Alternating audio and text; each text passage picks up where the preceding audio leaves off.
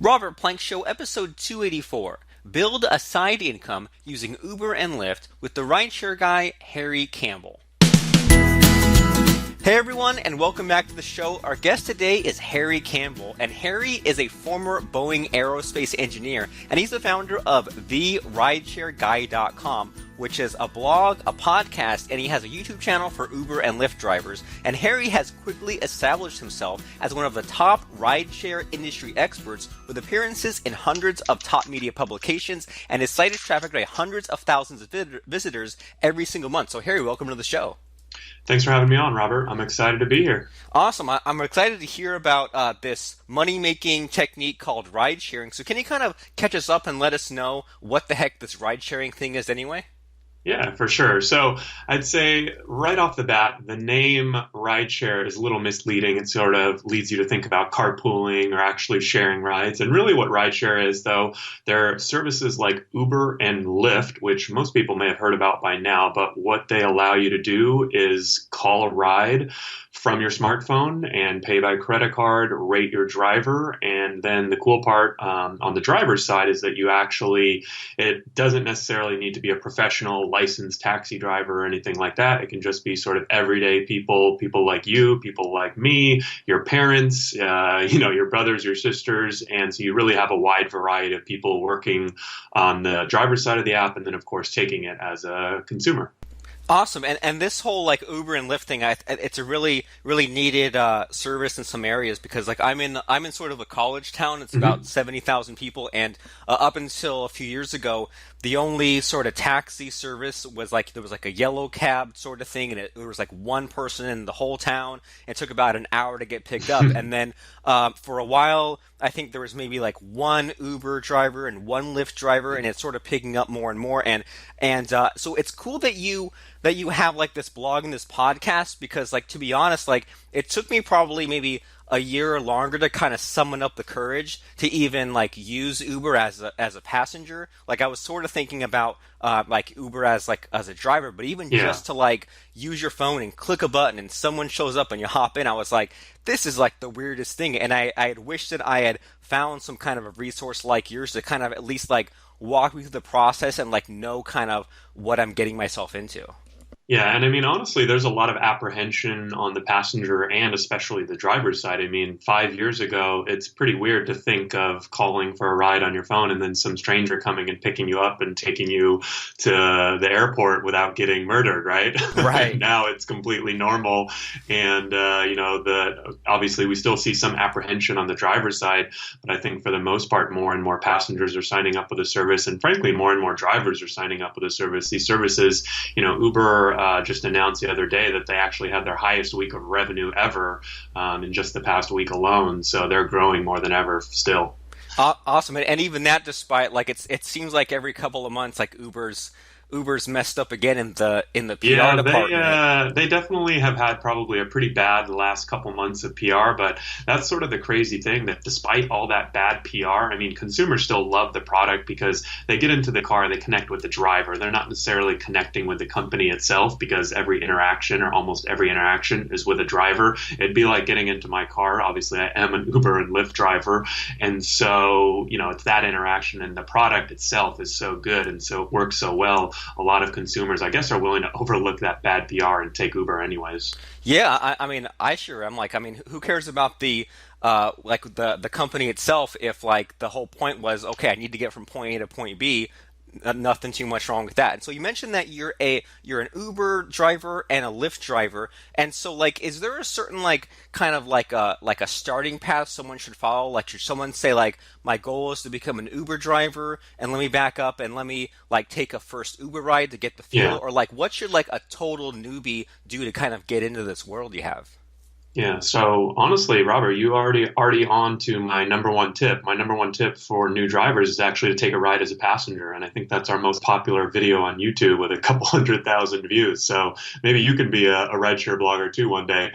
Oh man, I don't know, maybe for fun. And so you actually have a YouTube video of like just walking through the whole process, like even Yeah, like. so we have YouTube videos, sort of more tutorials that'll walk you through what it's like to call a ride as a passenger, what it's like to actually do a ride as a driver. And really, So what I kind of tell people is that, the nice thing about getting signed up with Uber or Lyft is that it is a low barrier to entry. So I mean, you can take a ride as a passenger very easily, and then you can actually sign up. So I mean, what I generally recommend is that drivers either pick Uber or Lyft.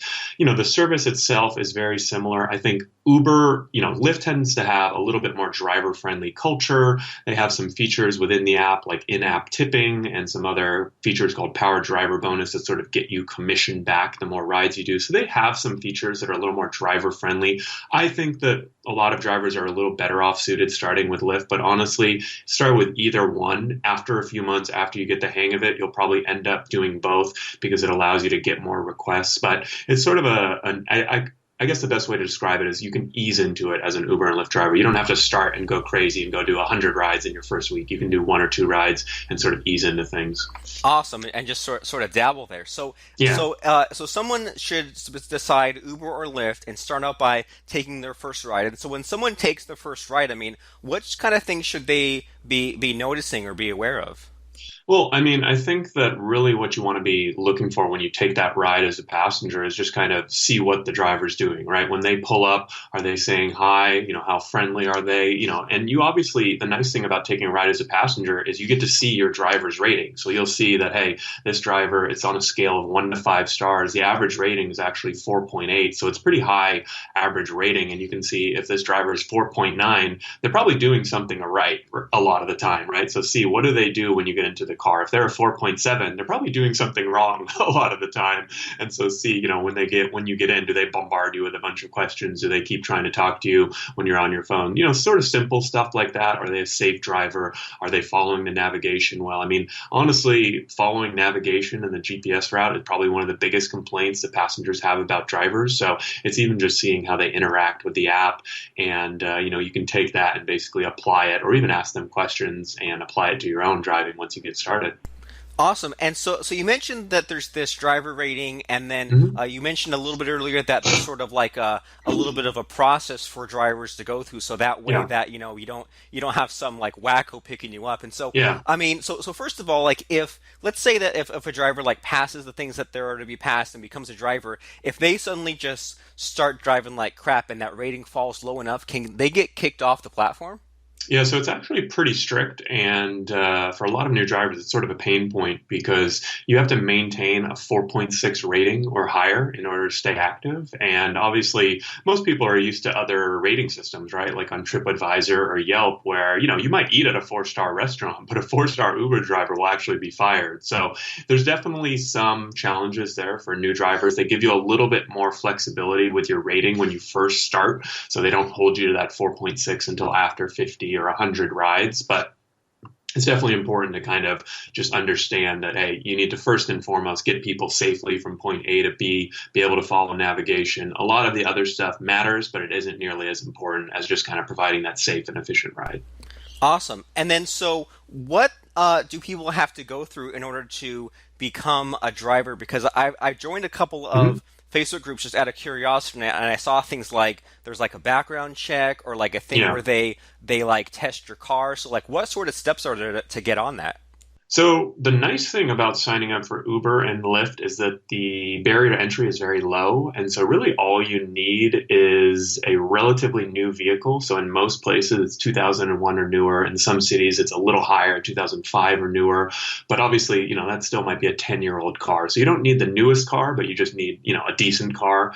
And then you also need a smartphone, which most people have. And then you need to be able to pass a background check. So those are really the only three things you need to get signed up. In a lot of places, once you actually get approved, they'll ask you to go to one of Uber's, they call them green light centers, where you actually get your vehicle inspected, or you can take it to a mechanic and they just do sort of a basic safety check, make sure the brakes and lights are working and all that.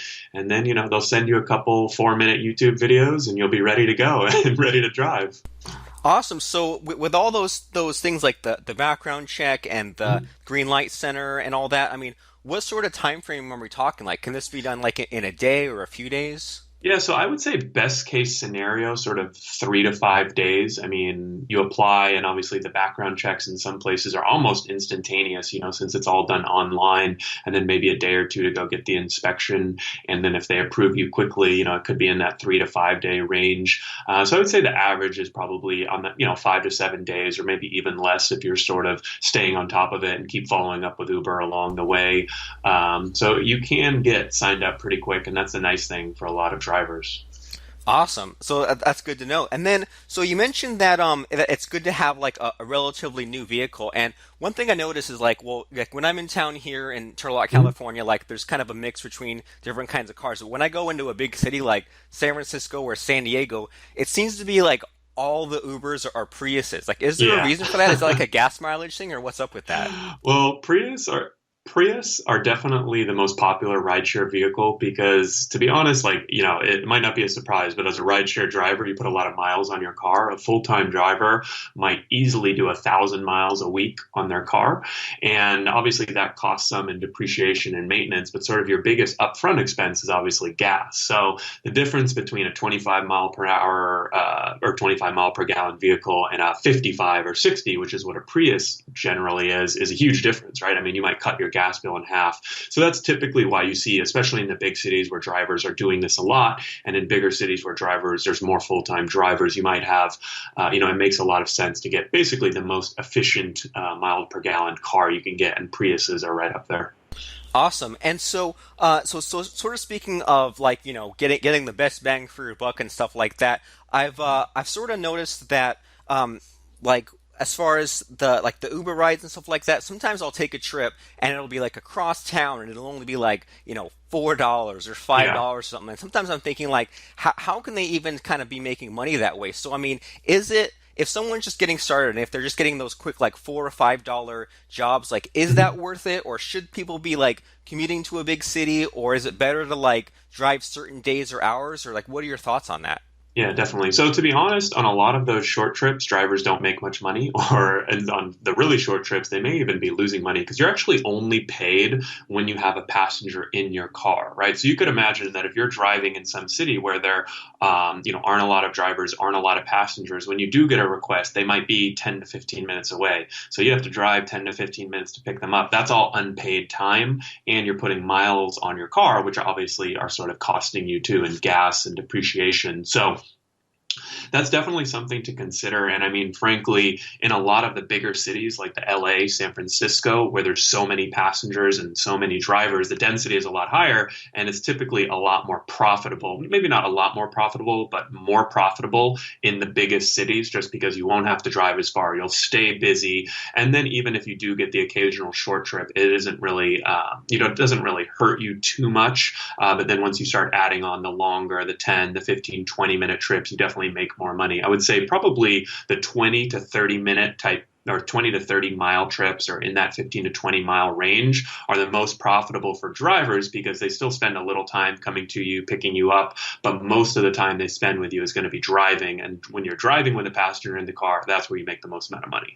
Awesome, good to know. And so speaking of that whole thing of, like so 15 to 20 miles is a good optimal sort of range. And I've Mhm. definitely had been as a passenger had that situation where I needed an Uber and no one in town was there, and someone had to come from the next town over. And Yeah. I imagine that, as a driver, I imagine that you might have sort of like an alert comes up, you get a new passenger, you Yep. go to pick that passenger up, and as you're getting close, they cancel. Has that sort of thing happen a lot, or has that happened to you? Yeah, definitely. So, I mean, that happens from time to time. And, if they cancel after 5 minutes, you'll actually get a cancellation fee, a $4 cancellation fee. But for the most part, you might already be on your way. And if they cancel, so there's certain situations where you will get a fee and where you won't. And that's sort of where it really behooves a driver to kind of get into this and understand how the system works. And this is a lot of the stuff, the strategies that we sort of talk about on the blog. To give you a good example, when you arrive to pick up a passenger, they have actually 5 minutes to come outside, right? And after that 5 minute period, you can cancel on them and charge them a $5 cancellation fee. And after Uber's, 20% cut, you get $4. But for a lot of drivers, if they're not tracking the 5 minutes as soon as they get there, there's no countdown timer or anything like that on Uber. So it's really on the driver to track that. And so you could imagine that a lot of drivers, if they're not doing, if they're not that savvy or if they're not doing that good of a job tracking that, they say, wait, how long has it been? Has it been 2 minutes? Has it been four? Has it been five? And they don't know when they should cancel. So those are the types of strategies, small stuff like that. But over time, a lot of that can really add up and basically help you make more money. And so, sort of along those lines, do you have on your blog and all that? Is there some sort of like a cheat sheet to get all of these like little finer points kind of in one place, like little things like that 5 minute rule?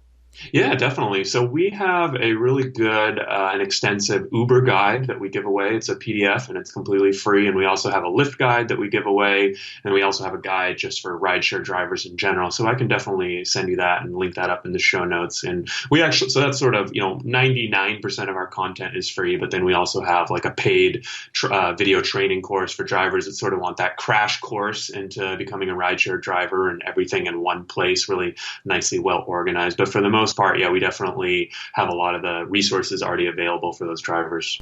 Okay, cool. So I'm looking at the rideshareguy.com right now, and so I guess that resources tab is what you were talking about. I see like a Uber training guide and a Lyft guide, and then the video course, that's more of like the paid, like all-in-one type of stuff. Is that right? Yep, exactly.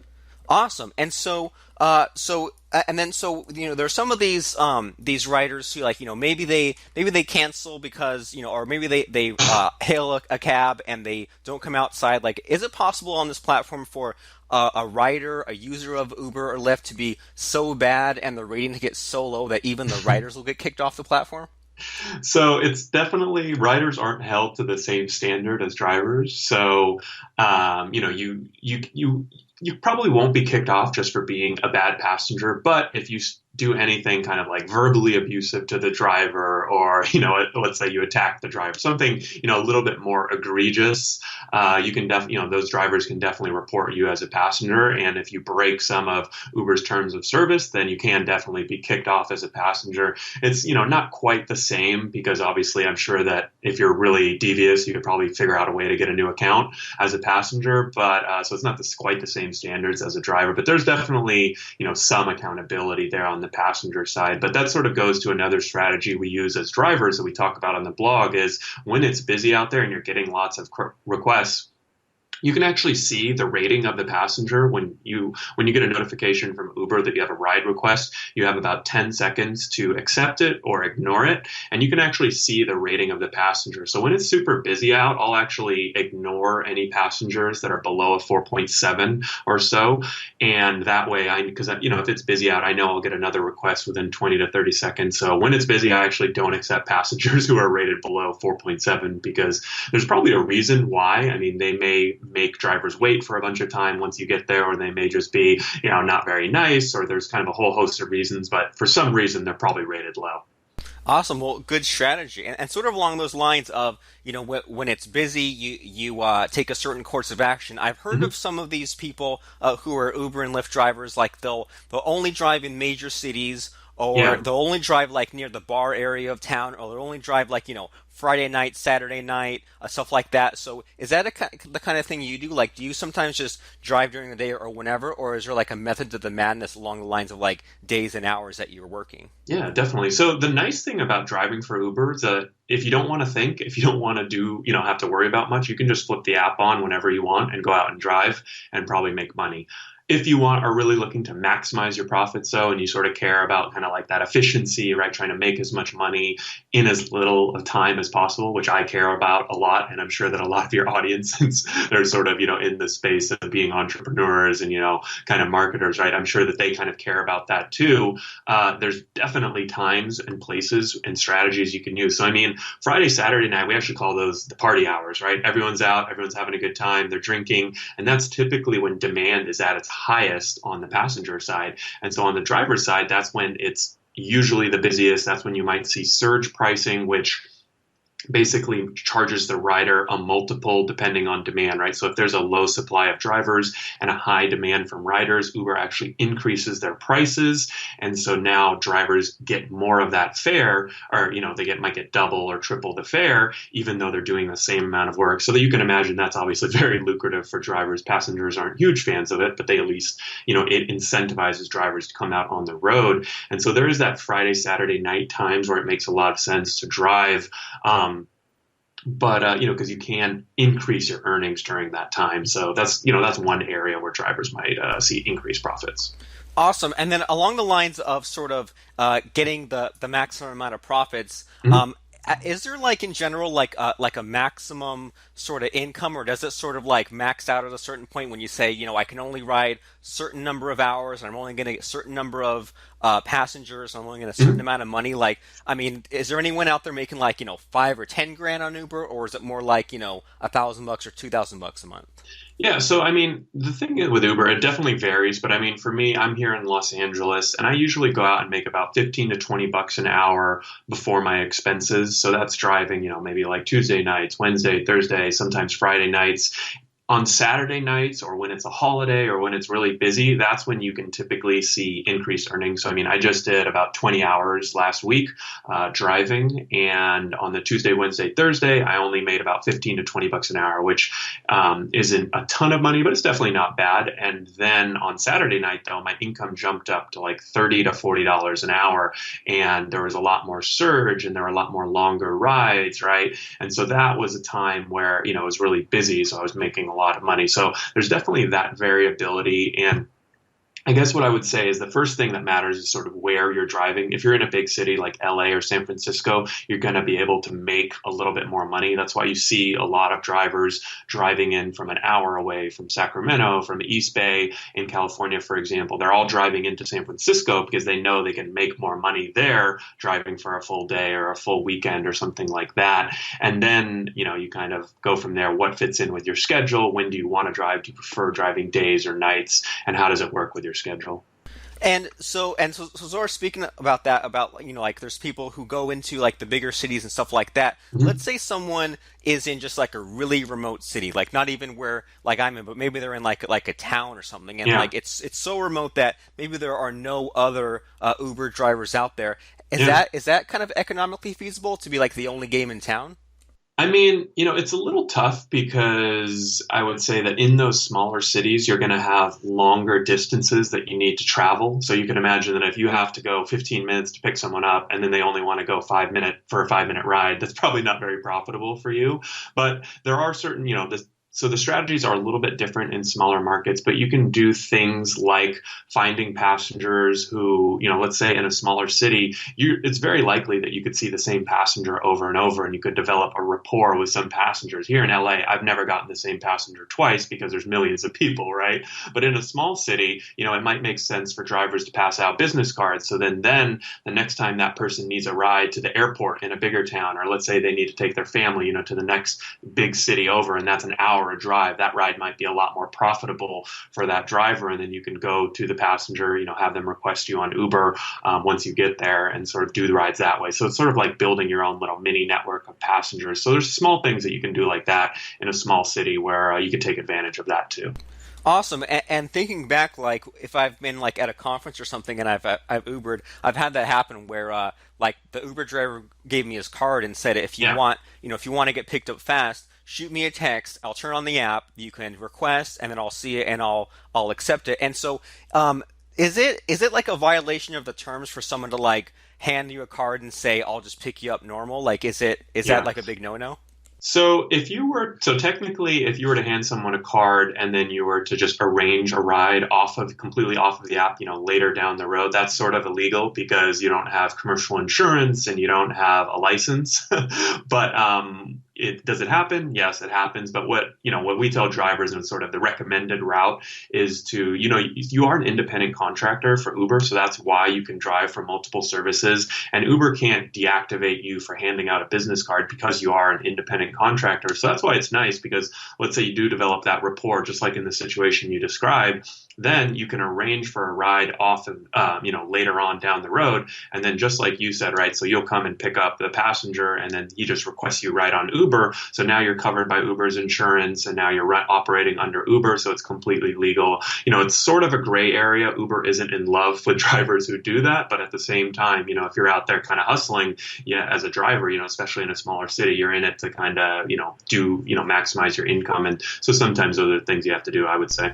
Awesome. Well, good to know. A nice little tip there. And then, so something that I just hear every now and then about Uber is like, Mhm. such and such airport banned Uber, or such and such Yeah. city banned Uber. And so, like, do your guides on your blog like sort of break it down, like someone can look up like in their state or their city, or is there really like a lot to be worried about in that area? I would say that in the past few years, there were sort of a lot more issues. Now we're starting to see that there's almost every city in the US Uber is operating. There are a couple where there's still some issues like Austin, Texas right now. But for the most part, you can operate as an Uber driver in almost any city. Some cities have like local regulations where they might require you to get a business license or might require you to file an extra form or something like that. But it's very rare that they would prevent you from driving at all. There are some specific rules, though, that sort of, we'll go into in our guides on our site. And that's sort of where, some drivers run into some trouble because a lot of people, frankly, are looking to get into this really casually, right, to make a few $100. They start doing it and it's a little more complex than it seems, right? There's a lot of stuff on the back end that you have to worry about, whether it's insurance or whether it's taxes or some of these airport restrictions. For example, here at LAX, you can pick up and drop off riders, but you need to make sure that you have a special decal on your window that Uber sends you, right? So there's little things like that you kind of have to understand. There's some airports here in California where you actually can't pick up riders at the airport. So like the smaller airports, like I live here in Long Beach, and you can't actually pick up riders at the airport. They have to walk across the street and cross the street, and then you can pick them up there. So there's little stuff like that where it really makes sense for drivers, as they get going to research these rules. Awesome. So good to know, like going in, what are the quirks of my city or my airport as opposed to just kind of going in blind there. Yeah, exactly. And so you mentioned insurance. Is there, and I've heard about like there's some of those services where like it'll somehow hook up to your odometer and it'll pay per mile. So is there like a best practices, or is there like a best way that you have for Uber and Lyft drivers to handle the insurance aspect of things? Yeah, so the insurance aspect is another one of those kind of little gotchas because you can actually sign up as an Uber or Lyft driver with just a regular personal insurance policy, and you're covered by Uber and Lyft while you're on a trip or while you're en route to a passenger. But there's sort of this gray area where you have the app on, but you don't have a request yet. And at that point, Uber and Lyft cover you at much lower liability limits and no collision coverage. And a lot of personal insurers won't cover you during that period. So that's sort of where there's a little bit of a risk for drivers. Fortunately, most carriers and most states, we actually have a marketplace on our site. We call it the Rideshare Insurance Marketplace. And basically, these are carriers that will cover you for that period. And basically, they say, hey, if you're an Uber or Lyft driver, great. We're going to charge you a little bit more, but we'll now cover you during that period. We're okay with you driving for Uber and Lyft. Because it is such a new thing, right? Insurance companies are sort of big and old and slow. You can imagine when Uber and Lyft first came out, they're like, wait, what is this thing? And now, as it's kind of matured, we're starting to see, in California, for example, there's like 7 companies that offer rideshare insurance, and so you can get a policy with State Farm, Farmers, whoever, and now be covered. But it's definitely something to look into, that rideshare insurance aspect, to make sure you're fully covered. Awesome. So it definitely sounds like things have evolved. It's not like years and years ago when I saw some of these Uber drivers on the group saying like, oh, I just don't even bother with insurance. I just kind of hide it. Like, so it sounds like in this day and age, you kind of need to have.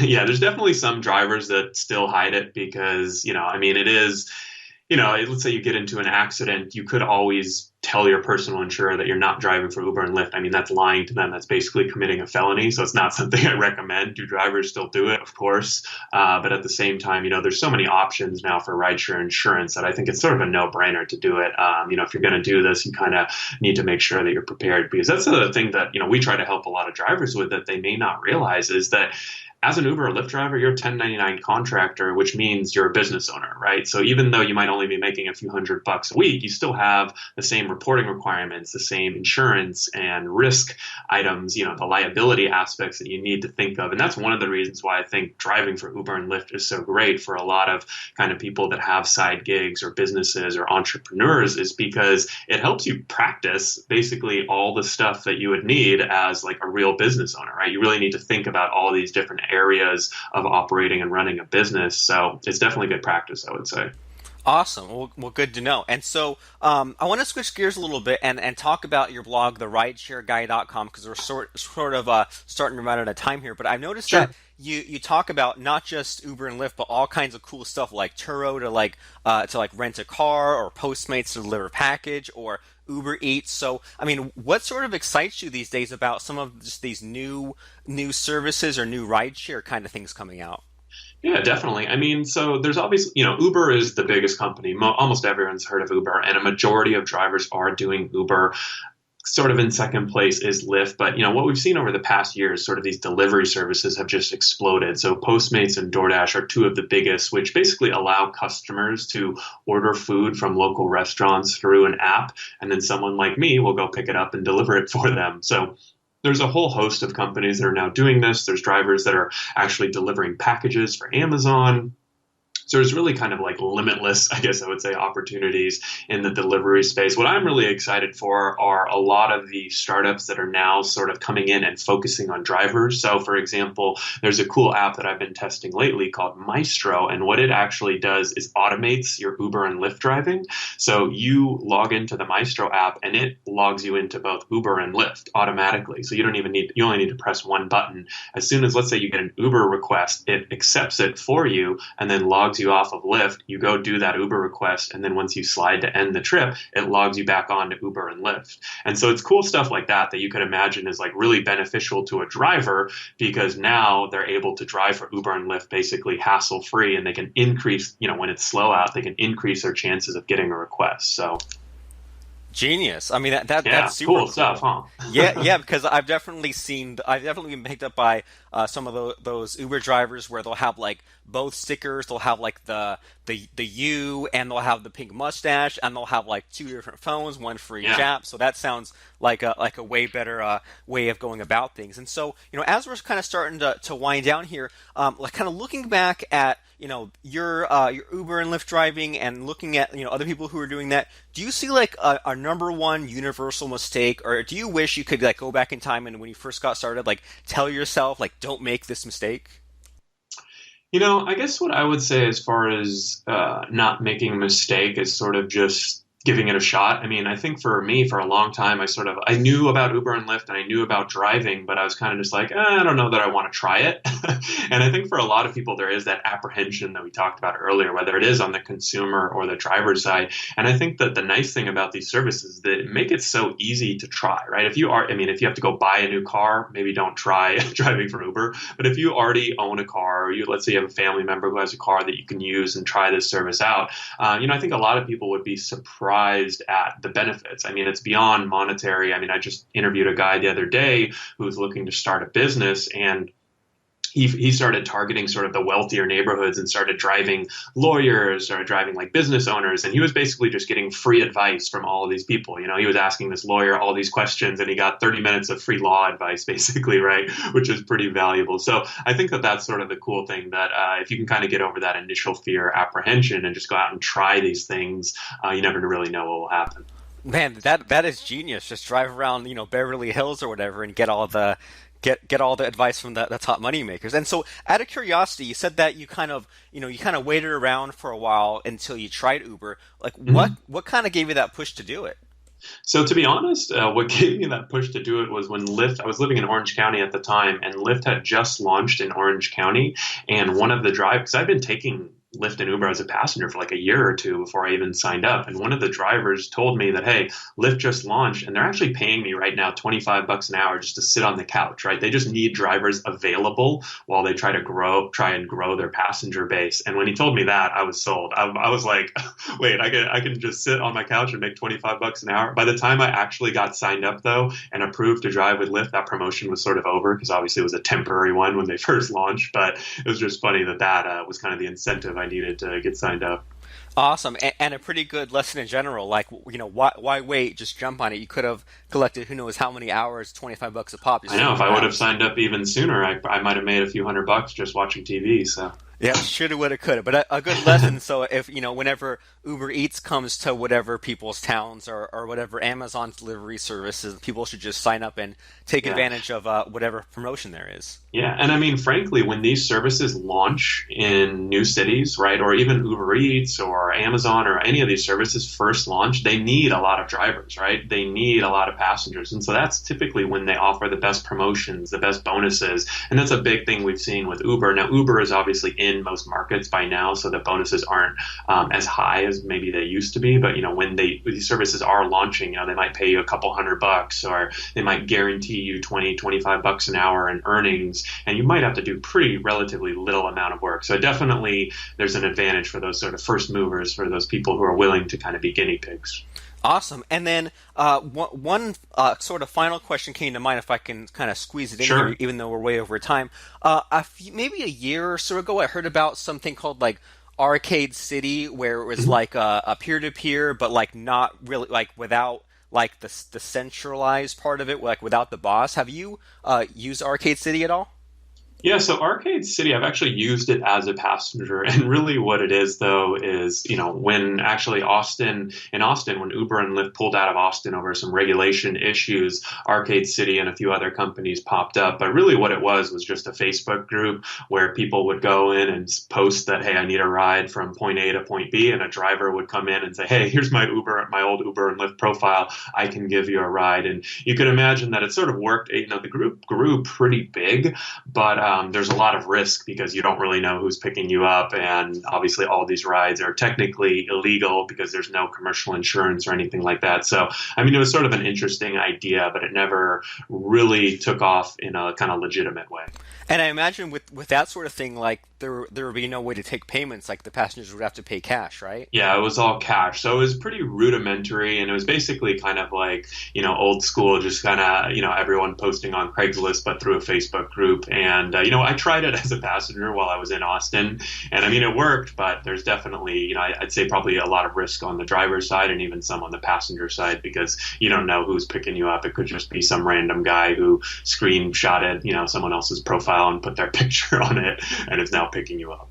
Oh wow, well, good to know. But the good news is that like with things like that popping up, it just seems like there's enough competition, or there's enough new ride sharing services out there where they're all going to try to be attractive to the drivers and to the riders. So even though there might be some sort of lesser sketchy services, the good news is that there's lots to choose from. It sounds like. Definitely, lots of options. Cool. And so the website that you have is therideshareguy.com. And is that the place people should go to after listening to our conversation today? Yeah, definitely. That is a great place to start. We also have a podcast that you could find, The Rideshare Guy, and we're also on YouTube too. Awesome. So everyone should go right there, therideshareguy.com, and click around and see what you can find there. There's the podcast, there's guest blog posts, there's YouTube videos, there's those resources we talked about, there's those video courses if you want to get the real stuff. So therideshareguy.com is the place to go. So everybody go there right now. And thanks so much, Harry, for sort of sharing with us all these do's and don'ts of ride sharing and some of your stories and stories you've heard. This sounds like a really fun and easy way for people to make that extra side income and mix things up, and just by driving people around. It's the weirdest thing, but what a time to be alive, right? Yeah, definitely. Thanks for having me on. I really appreciate it. No problem. So everyone go to therideshareguy.com, and we'll talk to everyone very soon. This is Robert Plank. And would you like to be a guest on the program? Do you have an idea for a future episode? Or do you just want to tell us how we're doing? Get in touch with us right now at robertplank.com/ask to let us know.